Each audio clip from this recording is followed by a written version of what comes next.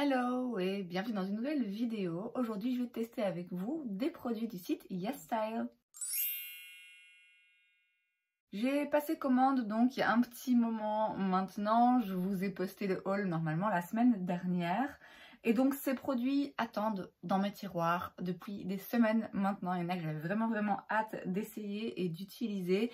Ça va pas être une full face, notamment parce que en ce qui concerne le teint, les produits ne me vont pas actuellement parce que je suis plus bronzée que ce que je n'étais quand j'ai acheté les produits et quand j'avais pour intention de les essayer. Du coup pour le teint je vais rester sur des produits, pour la plupart en tout cas des produits déjà utilisés et qui du coup vont aller à ma carnation. Mais pour le reste on va essayer d'utiliser principalement du maquillage YesStyle que j'utilise ici pour la première fois avec vous. Alors pour le primer, il s'agit du Icy Sherbet Primer de la marque Touch and Soul. Je sais qu'ils font un autre primer, je sais plus comment il s'appelle. Je crois que c'est un jeu de mots du style No Problem, un truc comme ça, qui à une époque était assez bien réputé. J'avais hésité, mais celui-ci en fait il a vraiment une texture particulière, un petit peu en... je sais pas, en gelée comme ça, et en même temps c'est hyper velouté. Donc écoutez, on va essayer. J'utilise après un fond de teint que je connais déjà, donc je pourrais voir vraiment ce que ce primer vaut. Donc j'en prélève cette quantité et on va voir. Alors déjà c'est très agréable parce que c'est frais. Par contre ça sent un peu la rose, j'ai l'impression. Ouais, le parfum, je suis pas fan. Bon, de manière générale, ça me dérange pas qu'on rajoute du parfum dans les produits. C'est vrai que c'est pas utile et que ça peut irriter la peau, donc je comprends qu'on ait certains qui aiment pas ça. Bon, moi, voilà, j'ai pas une peau sensible, donc c'est pas dramatique. Mais bon, quitte à vraiment rajouter du parfum, je préfère que ce soit un parfum qui me plaise. Or, là, non. Mais par contre, c'est très, ouais, c'est très agréable parce que c'est hyper frais et léger. Et en même temps, c'est vrai que ça donne cet aspect un petit peu lissant et velouté. Je vais quand même attendre un petit peu que ça sèche. Alors écoutez, oui, en effet, c'est comme j'ai dit, ça a un côté rafraîchissant et hydratant et en même temps un peu lissant. J'ai l'impression que ça reste un tout petit peu collant. Bon, de toute façon, on va voir ce que ça donne en dessous du fond de teint. Éventuellement, par la suite, je le retesterai avec une partie de mon visage avec le primer et l'autre partie sans. Donc le fond de teint, je vous ai dit, je vais mettre le L'Oréal parce que je le connais, parce que je l'aime beaucoup et parce qu'en ce moment, il n'y a encore un rien trop clair, mais on va dire qu'il me va. Par contre, je vais l'appliquer avec une éponge que j'ai achetée sur le site de YesStyle. Alors déjà, quand elle était sèche, elle était un peu imposante, mais alors là... je sais pas si vous voyez la taille du truc. Je sais pas si c'est nécessaire. Mais écoutez, ok, on va faire avec. Vous avez donc des côtés plutôt arrondis, des côtés plus plats. Je sais même pas. Pour l'anti-cerne, j'irai avec ça sans doute. Ouais, écoutez, je vais prendre un côté quand même arrondi. C'est très ferme, hein. C'est très ferme comme éponge. Donc si vous préférez les éponges un peu plus aériennes et agréables, non, c'est pas pour vous. L'avantage par contre de ce genre d'éponge, c'est que j'ai quand même l'impression qu'elle boit un peu moins le produit, justement parce qu'elle est ferme. Les alvéoles sont pas... je sais pas comment l'expliquer. Ouais, j'ai l'impression que ça absorbe moins de produit. Et donc qu'on perd moins et que ça permet quand même une couvrance peut-être un petit peu plus haute qu'avec une éponge très aérienne. De toute façon, quoi qu'il arrive, on a toujours plus de couvrance quand on utilise un pinceau. Mais aujourd'hui, c'est pas le but. Aujourd'hui, le but, c'est d'essayer. Alors, c'est peut-être moi qui n'ai pas choisi le meilleur endroit, vu que là, il y a un petit angle. Mais j'ai l'impression qu'elle est tellement ferme qu'elle fait un peu des traces, vous voyez. Et puis, elle est énorme. Alors... voilà, c'est une éponge, mais par souci de facilité d'utilisation, c'est pas celle-là que je vais choisir, quoi. Pour l'anti-cerne, pareil, j'en prends un que je connais et surtout un qui va pas être trop clair pour moi en ce moment. Parce que ceux que j'ai achetés sur le site de YesStyle, pareil, ils vont être trop clairs et du coup, c'est pas joli. Franchement, on voit vraiment une grosse démarcation. Et du coup, je sais que ça va pas être joli. Ils sont trop clairs que pour que même je puisse les insérer dans le teint, quitte à après venir réchauffer ou quoi. Non, ça fait ça va faire une trop grosse démarcation. Donc, je reste avec ce qui me va.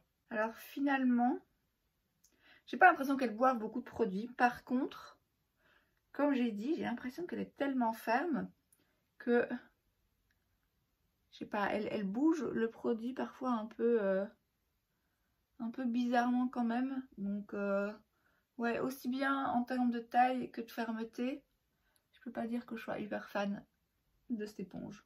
Alors, pour poudrer mon teint, je vais quand même utiliser la poudre que j'ai achetée sur YesStyle. Il y a une petite houppette fournie avec, c'est la Buckwheat Loose Powder dans la marque Skin Food. Alors, c'est la teinte Clear, donc normalement, c'est transparent. Quand je l'ai testé vite fait sur le dos de ma main, j'ai quand même l'impression qu'elle blanchit un tout petit peu. Maintenant, on va voir, parce que c'est peut-être un premier effet comme ça quand on l'applique, et peut-être que quand finalement on estompe bien au pinceau et qu'on rajoute un petit coup de spray, le côté un peu éclaircissant disparaît. Donc écoutez, je vais utiliser la petite houppette qui donne, parce que pourquoi pas. Donc je vais commencer par poudrer le dessous des yeux. Ah, cette poudre aussi, elle sent un truc. Qu'est-ce qu'elle sent? Je sais pas ce qu'elle sent, mais elle sent aussi un truc, pas la rose, mais aussi un truc qui me fait un peu penser aux grand-mères. Mais c'est moins dérangeant. C'est beaucoup moins dérangeant, c'est même assez agréable. Mais ça me dit vraiment quelque chose. Bon, je vais maintenant en mettre un petit peu sur tout mon teint. Et je vais venir retirer l'excédent avec un gros pinceau. Ça a quand même éclairci mon teint, hein, clairement.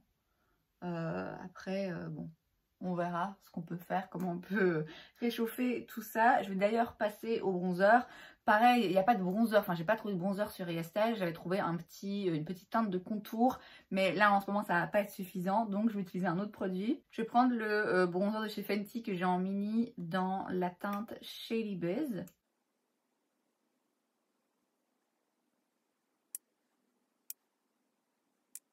Bon, ça va un peu mieux. Clairement, si vous voyez mes bras, vous vous rendez bien compte qu'il y a un petit décalage, mais c'est pas grave.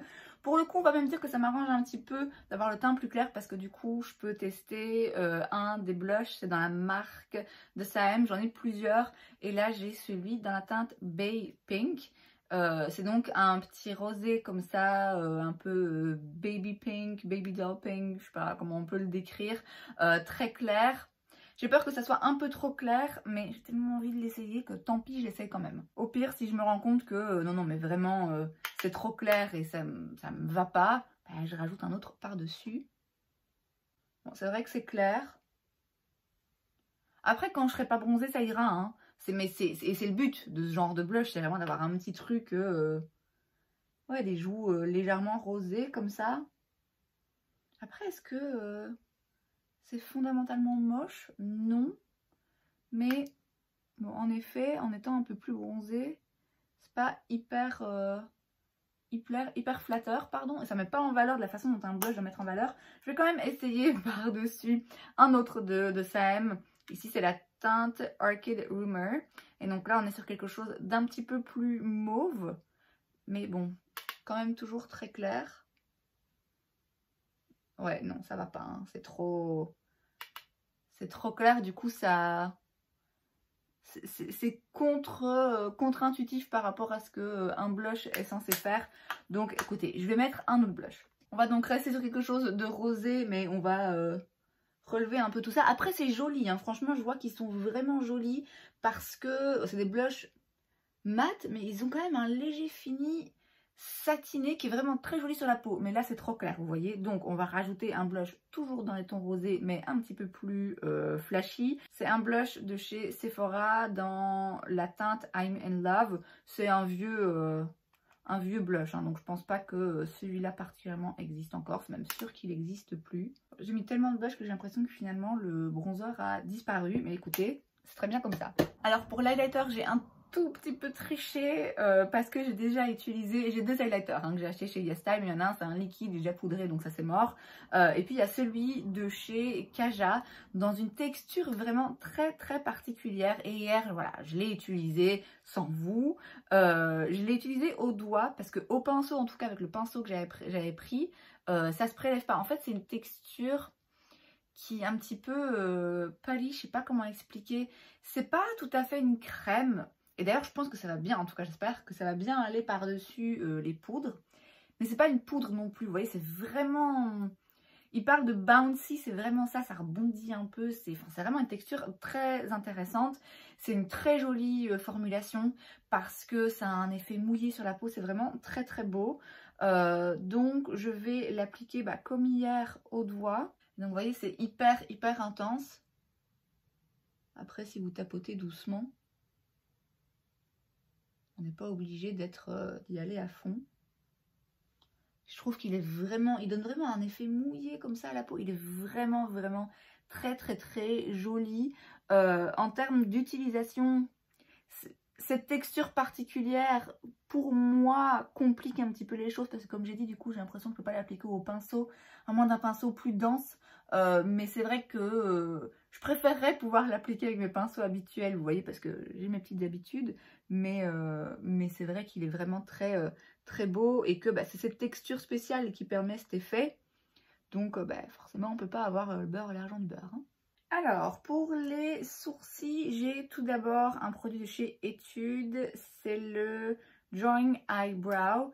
Et donc, c'est un crayon avec une pointe un petit peu triangle comme ça. C'est pas mon format préféré, mais en l'occurrence, je pense que la teinte a l'air pas mal. Il a l'air un peu sec. Écoutez, on va tester ça.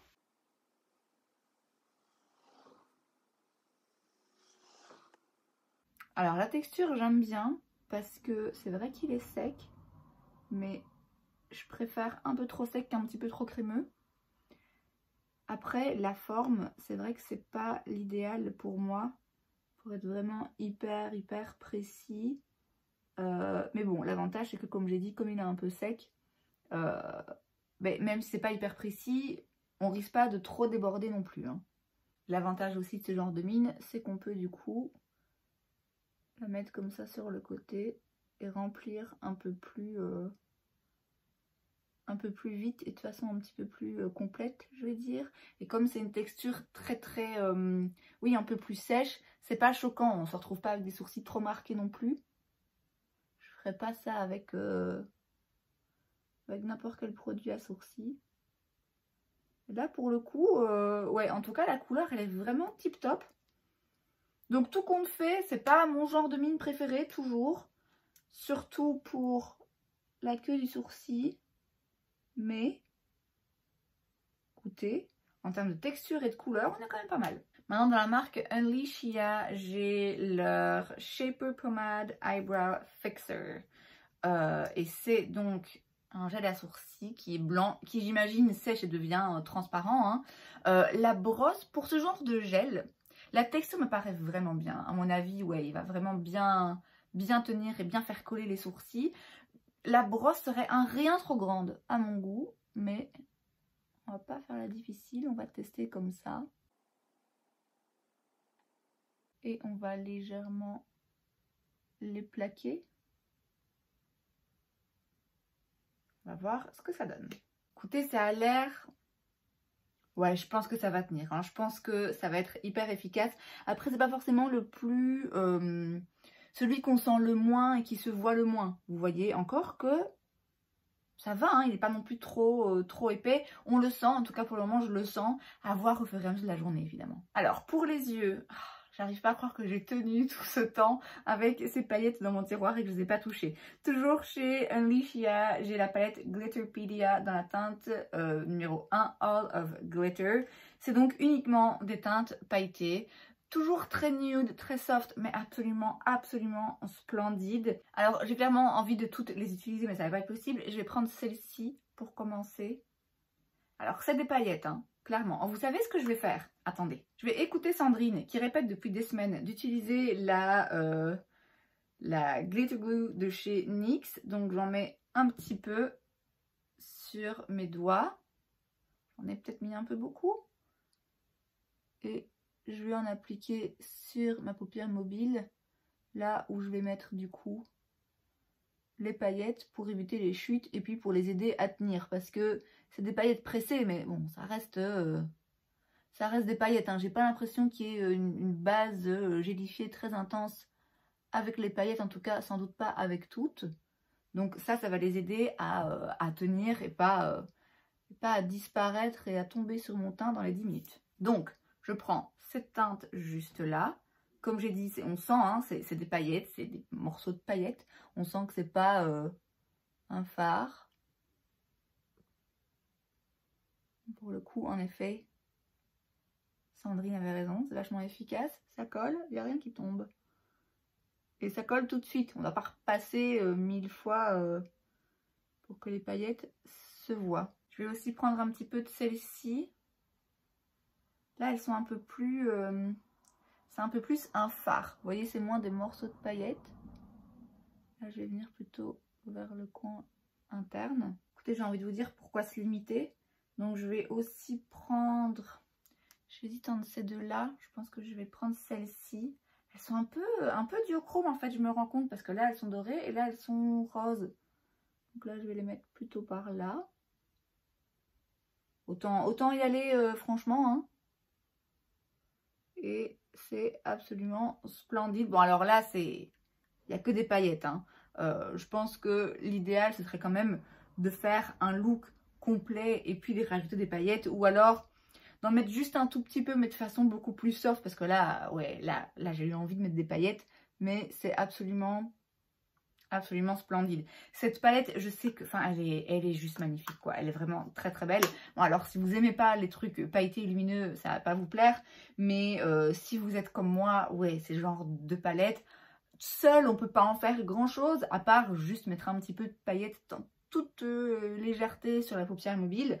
Mais bon, j'ai assez d'autres palettes dans ma collection que pour trouver des fards mat pour créer un look. Et puis ça, magnifique. Alors j'ai un crayon noir et un eyeliner noir, mais très franchement, j'ai pas d'humeur à faire un trait de liner aujourd'hui, je vous cache pas. Et puis là, je suis sur un truc un peu plus soft. Donc j'ai pas forcément envie de faire un trait noir intense.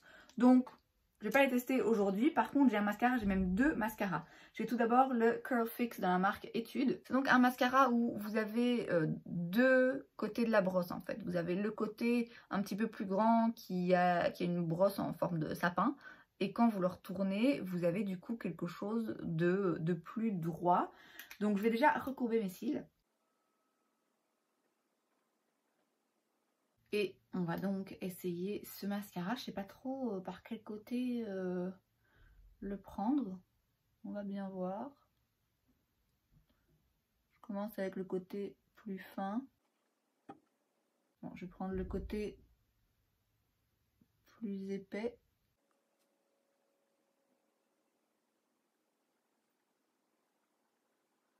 Alors, il faut le temps de le prendre en main. C'est souvent le cas hein, pour moi quand je teste des nouveaux mascaras, surtout quand il y a des brosses auxquelles j'ai pas l'habitude. Mais en fait, quand on fait tourner la brosse et donc que les deux côtés se succèdent, bon alors j'en ai mis partout, mais c'est peut-être pas si mal. Bon écoutez, l'effet a pas l'air trop mal. Maintenant la prise en main est compliquée et clairement j'en ai vraiment mis partout. Je vais attendre que ça sèche et je vais tout retirer. J'ai un autre mascara pour le coup, c'est de la marque de Saem, donc la même que les blushs, c'est le 3D Slim Mascara. Et donc là c'est vraiment une toute petite brosse. Je me suis dit que ça allait être parfait pour les cils du bas. Bon, après je pourrais l'essayer un jour aussi pour les cils du haut, mais à mon avis... Alors pour les lèvres, j'ai un petit duo de chez Peripera, c'est le Ink Velvet dans la teinte Rosy Nude. Donc on va commencer par le crayon à lèvres.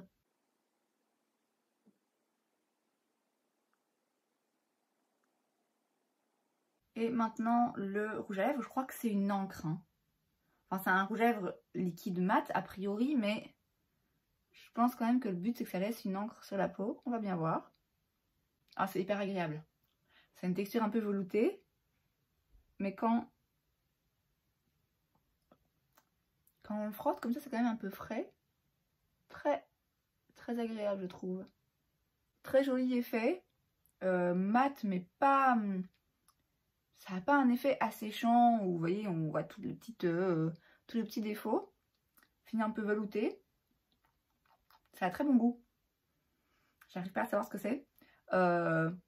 Assez fan de ce produit lèvres. À voir la tenue, hein, mais assez fan. Et écoutez, voilà donc le résultat. Je suis assez contente globalement des produits que j'ai essayés.